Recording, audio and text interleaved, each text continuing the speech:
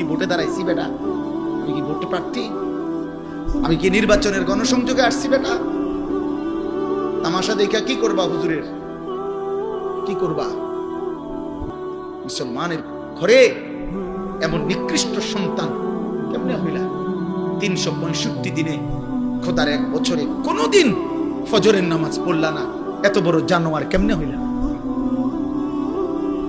এত বড় জানোয়ার হইলা কেমনে? তোর মা তোকে দুধ পান করায় নাই? তোর মা তোকে আল্লাহ চিনায় নাই? তোর বাপ তোকে বলে নাই? তোর মক্তবের হুজুর তোকে বলে নাই? তোদের গ্রামের মসজিদে আজান হয় না? তোদের পাড়ায় মহল্লায় তোর সামনে আর কেউ নামাজ পড়ে না? নাফরমান। তুই মুসলমানের ঘরে ঘুমাস না বেটা? তোর কোনো অভিভাবক নাই বেটা? হ্যাঁ, সিনেমার ওই নর্তকী তোর অভিভাবক বেটা? মোবাইলের ওই উলঙ্গ নারী ফুটবলের খেলোয়াড়, ক্রিকেটের খেলোয়াড়, ইউরোপ আমেরিকার কোন বেঈমান? বলো আব্বা, জন্ম মুসলমানের ঘরে চুল রাখলা কেন বেঈমানের মতো করে? তোর আব্বা ভুলে গেলি কেন বেটা? এই নাফরমান, বাপ ভুলে গেলে তার পরিচয় থাকেনি বেটা? বল বেটা, একটা ছেলে বল, এই চুল কার মতো রাখছ বেটা? আধা নোয়াইলে কি হবে বেটা? মুসলমানের ঘরের জন্ম নিছ কিনা বেটা? দাঁড়ায় বল বেটা। অপদার্থ মুশরিক বেঈমানের মতো, কোন ইহুদি বেঈমান, কোন খ্রিস্টান বেঈমান, কোন মুরতাদ, কোন আল্লাহর দুশমন, কোন বেঈমানের মতো চুল রাইখা মুসলিম পরিচয় দাও কোন লজ্জায়, কোন শরমে বেটা? কোন শরম? ছি ছি ছি ছি। সেজদাবিহীন কপাল যাদের, তোদের কপালে থুতু মারলাম। থু তোর কপালে, থু তোর কপালে থুতু দিলাম। তুই রবের দুশমন, ইসলামের দুশমন, আল্লাহর দুশমন। আমার নবী সাল্লাল্লাহু আলাইহি সাল্লামের 23 বছরের চোখের পানির কোনো কদর করলাম না। আমার নবীর তায়েফের প্রতি ফোঁটা রক্তের কোনো কদর করলাম না। আমার নবীর উহুদের খানদান শহীদ করা রক্তের কোনো কদর করলাম না। যে নবী আমার পেটে পাথর বাঁধছে উম্মতের জন্য খোদার কষ্টে, হাসরের ময়দানে তিনি জিজ্ঞেস করবে, উম্মত তুই কি শুনুস নাই? উম্মত, আমি না তোর জন্য তায়েফে এত রক্ত ঝরাইছি। মক্কার কাফের বেটা, নবীজির রক্ত মাখা তায়েফের রক্তাক্ত দেহ, মক্কার সবচেয়ে বড় কাফের উতবা, নবীর বড় দুশমন ছিল যে ব্যক্তি মৃত্যু পর্যন্ত, আবু জেহেল আবু লাহাবের সাথে উতবা নামে এই কাফের সর্দার সর্বপ্রথম আমাদের নবী সাল্লাল্লাহু আলাইহি সাল্লামকে তায়েফ থেকে নবী যখন ফিরে আসছে মাঝ পথে রক্ত মাখা দেহ তখনও মুছে নাই। খোদার কসম, কিতাবে আছে এই উতবা নবীকে দেখছে প্রথম এই কাফের সর্দার। এরই ভাতিজাত নবীজি আজকে 11 বছর নবীর বিরোধিতা করে গেছে মক্কায়, কিন্তু তায়েফ থেকে নবী ফিরে আসছে উতবার বাগানে, নাখলা নামক জায়গায়, মক্কা এবং তায়েফের মাঝামাঝি জায়গায়। নবী সাল্লাল্লাহু আলাইহি সাল্লাম যখন ঢুকছে তখন উতবা বাগানে ছিল। সে দূর থেকে তাকাইয়া দেখছে ভাতিজার সারা দেহে রক্ত মাখা, তায়েফ থেকে ফিরে আসছে। আল্লাহর কসম, কিতাবে লিখছে সে তো কালেমা পড়ে নাই, কিন্তু এই কাফের সর্দার নবীজির রক্ত মাখা দেহ দেখে চিৎকার দিয়া কাঁদছে আর বলছে, তায়েফবাসী, আজ 11 বছর আমরা আমাদের ভাতিজার বিরোধিতা করি, কিন্তু কোনোদিন তাকে এভাবে মারি নাই। তোরা আমার ভাতিজারে কেমনে পারলি এভাবে মারতে?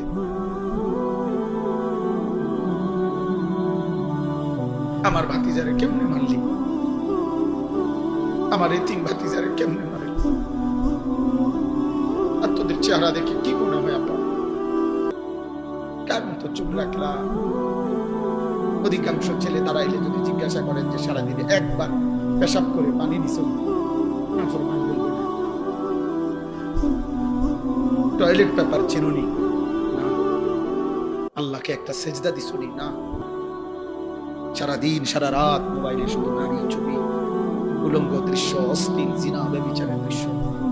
আহা, নারী ছাড়া লজ্জাস্থান যারা, তার জীবনের আর কিছু, তার জীবনের একটাই যে লজ্জাস্থান যে একটা আছে, এটার চাহিদা একটা পেশাবের রাস্তার কাছে এই কাপুরুষ হেরে গেছে। এই কাপুরুষ পেশাবের রাস্তার কথা, এই কি যুদ্ধ করো ইসলামের জন্য, কি করো? এ তো সামান্য পেশাবের রাস্তার শাহওয়াত, লজ্জাস্থানের চাহিদা। এর জন্যই এই সারাদিন নারী দেখে, ছবি দেখে, উলঙ্গ দৃশ্য দেখে। কি খাবারের চাহিদা পূরণ করে এটা দিয়া? তৃষ্ণার চাহিদা পূরণ করে এটা দিয়া? শরীরের মধ্যে সুস্থতা আনে এটা দিয়া? ভিটামিনের জন্য এটা? তো কি কথা বলে? তার লজ্জাস্থান। আর তাইলে বেটা কাপুরুষটি বেটা পেশাবের রাস্তার কাছে হারিয়ে গেছে। তোর মতো আকামলা দিয়া পৃথিবীতে হবে কি?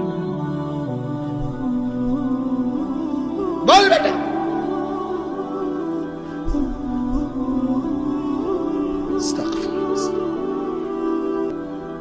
এজন্য বাবু আমি বলতে চাইছি, আমি জনপ্রিয়তা বুঝি না, ছোট বড় মাহফিল বুঝি না, অনেক লোক হয়েছে না কম হয়েছে এটা আমার কিচ্ছু আসে না।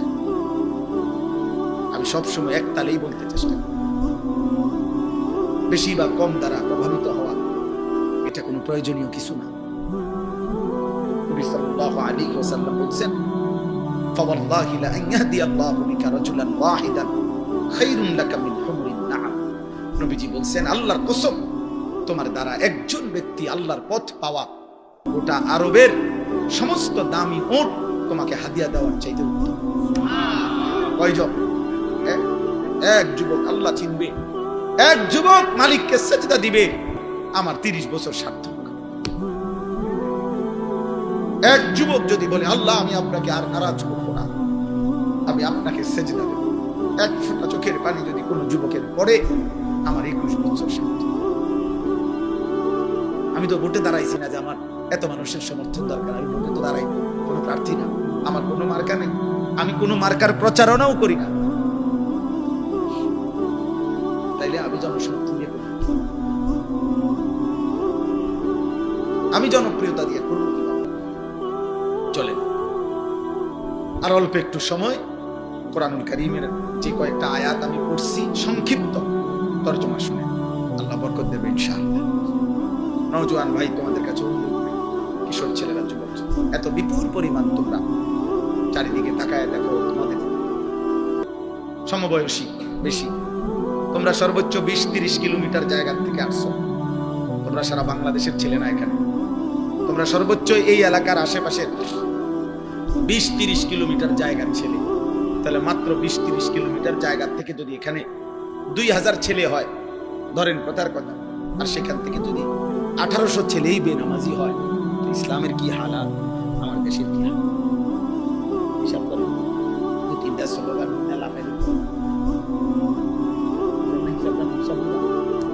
এরা সারা বাংলাদেশ থেকে আসছে, এরা কি পার্বত্য চট্টগ্রাম, তাহলে এরা এই সীমাবদ্ধ একটি এলাকা 30 কিলোমিটারের ছেলে মনে করেন, এই 30 কিলোমিটারের ছেলে যদি 2000 হয়, আচ্ছা তোমরা 30 বছরের নিচে যাদের বয়স, তোমরা হাত তোলো, তো তোলো তোলো,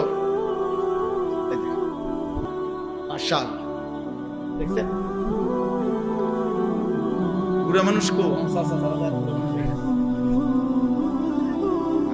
হাত নামাও, হাত নামাও। তাইলে বাবা শুনো না, আমার কথা হলো আত্মতৃপ্তিতে ভুগলে হবে না, সময় এখন হিসাবে, এখন কি করা দরকার? হিসাব করা দরকার, হিসাব করা দরকার বাবা। আত্মতৃপ্তিতে ভুগলে হবে না, মানে এই হুজুরের এখন শ্রোতা বেশি, তো কিছে, এটা কোনো আত্মতৃপ্তির কিছু না। স্লোগান দিছে, উড়াইয়া লাইছে হুজুরে, যেই স্লোগান দিছে না, এটা কিছু না, এটা কিছু হিসাব করা দরকার। একটা যুবক ছেলে ভাই, তোমার কাছে আমার অনুরোধ, একজন তোমার কাছে বললাম, তুমি তোমার এলাকার এতগুলো ছেলের দিকে তাকাইয়া দেখো নামাজি কয়জন। তাহলে একটি দেশের 92% মুসলমানের বাংলাদেশে, প্রায় 12-14 কোটি মুসলমানের বাংলাদেশে যদি 30 কিলোমিটার জায়গার 2000 ছেলে, তার থেকে যদি 1800 ছেলে নামাজ না পড়ে, তাহলে এইভাবে প্রতি 30 কিলোমিটার দৈরা গোনেন সারা বাংলাদেশের, তাহলে নামাজি কই? নামাজি বিহীন।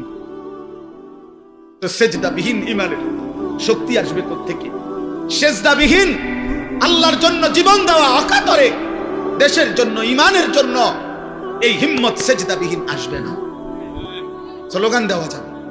শহীদ শরীফ উসমান হাদি রাহমাতুল্লাহি আলাইহি, এই ইমানদার যুবক, 33 বছরের যুবক, সে বারবার বলছে আমি শহীদের মৃত্যু চাই, আমি প্রথম কাতারে সর্বপ্রথম গুলিবিদ্ধ হতে চাই। সে বলেছে সে দেশের জন্য আমি আমার শেষ রক্তটুকু দিতে চাই। এই যুবক ইমানদার ছিল, 5 ওয়াক্ত নামাজ পড়তো প্রতিদিন, খোদার কসম সে ফজরের নামাজ জামাতে পড়তো। তার বাবা আলেম ছিলেন, সে নিজে হাফেজে কোরআন ছিল। ফজরের নামাজের জন্য ক্যাম্পেইন করতো, বন্ধুদেরকে উঠাইতো, ফজরের নামাজ সহ 5 ওয়াক্ত নামাজ জামাতে পড়তো। যেদিন গুলিবিদ্ধ হয়েছে সেদিন সে জুমার নামাজ পড়েই এই প্রথম ঘর থেকে মসজিদ থেকে ফিরছিল, তো এরপরে গুলিবিদ্ধ হয়েছে। আমার বন্ধু এই যুবক আল্লাহর কোরআন পড়তে পারতো বিশুদ্ধ, রাসূলের হাদিস পড়তে পারতো বিশুদ্ধ, তার মা পর্দানশীল, তার স্ত্রী পর্দানশীল, তার ভাই বড় আলেম, তার বাবা বড় আলেম, সে নিজে হাফেজে কোরআন, সে আগে মাদ্রাসায় পড়ালেখা করছে। আল্লাহ তাআলা এই জন্য বলছে, যুবক দেশ প্রেমের কথা তো অনেকেই বলে, মাতৃভূমির কথা তো অনেকেই বলে, রাজনীতির লম্বা লম্বা স্লোগান, বক্তৃতা বিবৃতি অনেকেই তো মারে, কিন্তু আমি আল্লাহ তোর কলিজায় ঈমানও দেখলাম, দেশ প্রেমও দেখলাম, দুইটা আমি একসাথে গ্রহণ করে। তুমি হাদি চেয়েছিলে মাত্র 500 ভোট, সে বলেছিল এইবার আমি প্রার্থী হয়ে মাত্র যদি প্রথমবার 500 ভোট পাই তাইলেই আমি ভাগ্যবান মনে করব। আরশ আজিমের মালিক আল্লাহ বলে, তোর ফজরের সেজদার বদৌলতে আমি আল্লাহ 18 কোটি মানুষের সমর্থন তোকে দিয়ে দিলাম। যা, সে চেয়েছে 500 সমর্থন, আল্লাহ বলছে যা 18 কোটি মানুষের সমর্থন যুবক তোমার জন্য দিলাম। কত হাফেজ, কত আলেম, কত মুফতি, কত মুহাদ্দিস, কত ফকিহ, কত পীর, কত বুজুর্গ, কত আউলিয়া, কত হাফেজে কোরআন, তালেবে ইলম, 90 বছরের বুড়া, 4 বছরের বাচ্চা, সবাই এই ইমানদার যুবকের জন্য অঝরে চোখের পানি ফেলে কাঁদছে কিনা বলো ভাই? আজকে আমি তার কবর জিয়ারত করছি, আজ আমি তার কবর জিয়ারত করে আসছি 11টা, 11:30টার দিকে। আপনার তখন আরেকটু পরে আপনার তখনও দেখছি অজস্র মানুষ তার কবর জিয়ারত করতেছে। যেই দাঁড়ায় রয়েছে আমি তাকায় দেখলাম সব কাঁদতেছে, সবাই কাঁদতেছে। আমার ভাই, তার তো ব্যাপক কোনো দীর্ঘদিনের রাজনীতি করে নাই, কোনো টাকা পয়সা খরচ করে নাই, কিন্তু তার মধ্যে ইখলাস ছিল, ইমানের মধ্যে বিশুদ্ধতা ছিল। দেশ প্রেম বলতে যা বলছে, স্বাধীনতা, সার্বভৌমত্ব, আজাদির কথা, মাতৃভূমির স্বাধীনতার কথা, নিরাপত্তার কথা, সে ভারতীয় আধিপত্যবাদের বিরুদ্ধে সে একাই বলেছে। যদি কেউ না বলে আমার প্রতি ইঞ্চি জমিন আমার সীমান্তের হেফাজতে, আমি হাদি একাই বলে যাব। সে প্রমাণ করেছে আমি হাদি একাই বাংলাদেশ। হ্যাঁ, কেউ না থাকুক আমার, আমি বলেই যাব। এই জন্য আল্লাহ তাআলা এত কোটি মানুষের চোখের পানি তার জন্য ঝরাইছে যুবক। এই জন্য যুবক ভাই, তোদেরকে বলি, মরলে এমন মরা মইর, বাঁচলে এমন বাঁচা বাইচ। যে মরণে চোখের পানি ঝরে, যে মরণে হাফেজ কাঁদে, আলেম কাঁদে, যে মরণে ইমাম কাঁদে, মুয়াজ্জিন কাঁদে, যে মরণে মুফতি কাঁদে, পীর কাঁদে, বুজুর্গ কাঁদে, সবাই কাঁদে।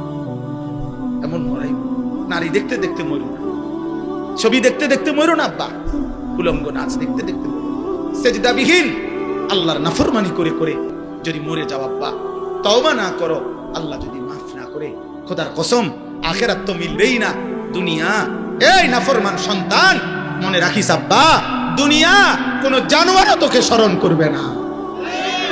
মানুষ তো দূরে থাক, নাফরমানকে পৃথিবী মনে রাখে না, পাপীকে পৃথিবী শ্রদ্ধা করে না, দুনিয়া নাফরমানকে সম্মান করে না। দুনিয়া ভোগ করা যায়, দুনিয়া ফেরাউনও ভোগ করছে, কিন্তু আজকে কোন মানুষ পৃথিবীতে ফেরাউন এই নাম কোন কুত্তার নামও রাখে না, নমরুদ এই নাম কোন মানুষ কুত্তার নামও রাখে না, আবু জাহেল এই নাম কোন মানুষ, আমার নবীর এই দুশমনের নাম কোন কুত্তার নামও কেউ রাখে না। আবু লাহাব আমার নবীর এই দুশমনের নাম পৃথিবীর মানুষ কোন কুত্তার নামও রাখে না। নাফরমানের নাম থাকে না। এ বাতে খাইতে পারবা, এ বেডি সাইবারি, হ্যাঁ চাও, অসুবিধা কি? দেখো নর্তকী, দেখো জিনাবে বিচারের দৃশ্য দেখো, নিজের হাত নিজের লজ্জাস্থানে নাপাক ব্যবহার করে নাপাক করো, বীর্যপাত হচ্ছে, অস্থিরতা করছো, নিজের শরীর নাপাক। হ্যাঁ, একদিন দেখবা আর ঘুম ভাঙে না, একদিন দেখবা চোখ বন্ধ হয়ে গেছে, এই চোখ আর খুলবে না,